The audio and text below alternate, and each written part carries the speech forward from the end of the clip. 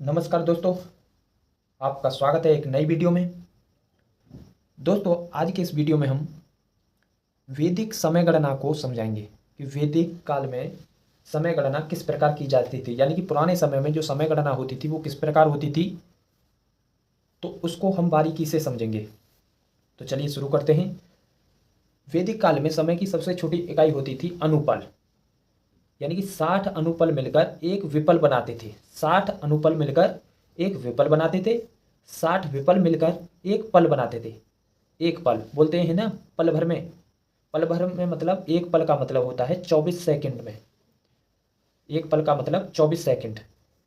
60 पल मिलकर एक घड़ी बनाते थे। कहीं पर कड़ी बोलते हैं, कहीं पर घड़ी बोलते हैं।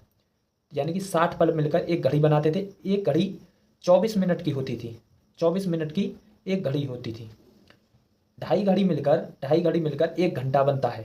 ढाई घड़ी मिलकर एक घंटा बनता है। और 7.5 घड़ी मिलकर एक पहर बनाते थे। 7.5 घड़ी यानी कि एक पहर। एक पहर कितने घंटे का होता था? 3 घंटे का।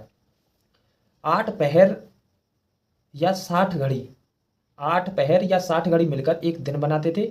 एक दिन 24 घंटे का होता है। और एक दिन में 30 मुहूर्त होते हैं। कितने मुहूर्त होते हैं? 30। 15 दिन के और 15 रात के।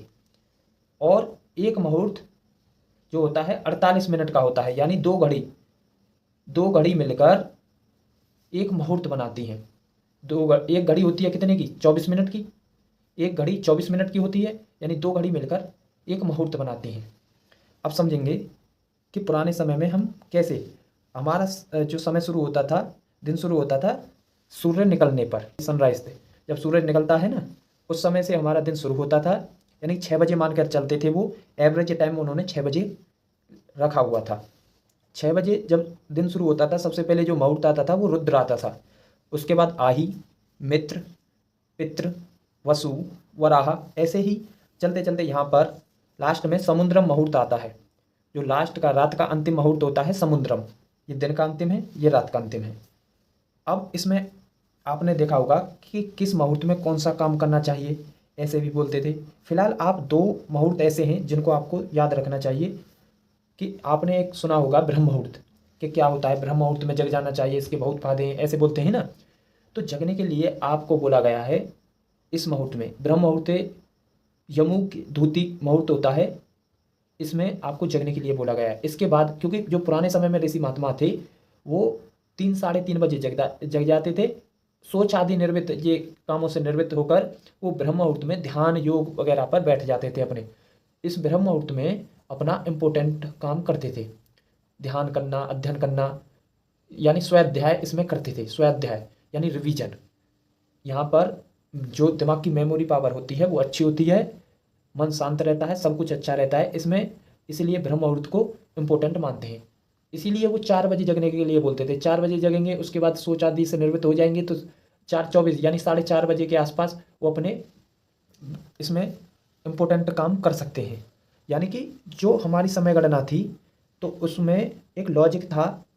यानी कि 96 मिनट, सूर्योदय अगर 6 बजे हो रहा है तो इसके 96 मिनट, यहाँ पे 96 मिनट लेंगे तो यहाँ पर ब्रह्म मुहूर्त शुरू हो जाता है। यानी देखो 48 मिनट इस मुहूर्त में हो गई और 48 समुद्रम में है गई।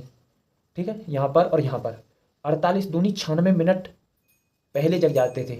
यहाँ से 96 मिनट पहले ब्रह्म मुहूर्त शुरू हो जाता है। यहाँ से जैसे सूर्य 6 बजे निकला है आपका, तो 48 मिनट हो गई समुद्रम की और 48 मिनट हो गई आपकी ब्रह्म मुहूर्त की। यहाँ पे ये वाला, तो यहाँ पर यानी कि 96 मिनट दोनों की मिला के 96 मिनट हो जाती हैं। यानी कि 1 घंटा 36 मिनट।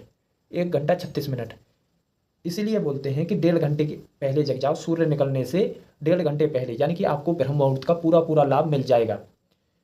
आप अपने यहाँ पर जहाँ भी आप रहते हो वहीं लोकेशन पर आप देखना कि सूर्योदय कितने बजे होता है। इसका समय बदलता रहता है सूर्य के अनुसार।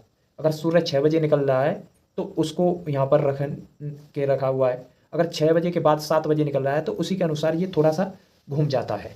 ठीक है, ये लेकिन जो पुराने समय का वैदिक टाइम है वो 6 बजे से शुरू होता था और 6 बजे ही दिन खत्म मानते थे, यानी कि सूर्य अस्त मानते थे 6 बजे। तो ये था सनराइज होता था 6 बजे और सनसेट होता था 6 बजे, ये मान के चलते थे एवरेज लेकर पूरे भारत के लिए। तो ये थी आज की वीडियो। अगर वीडियो अच्छी लगी तो वीडियो को लाइक करें, शेयर करें और चैनल पर नए हैं तो चैनल को जरूर सब्सक्राइब करें। मिलेंगे आपको अगले वीडियो में, तब तक के लिए जय हिंद।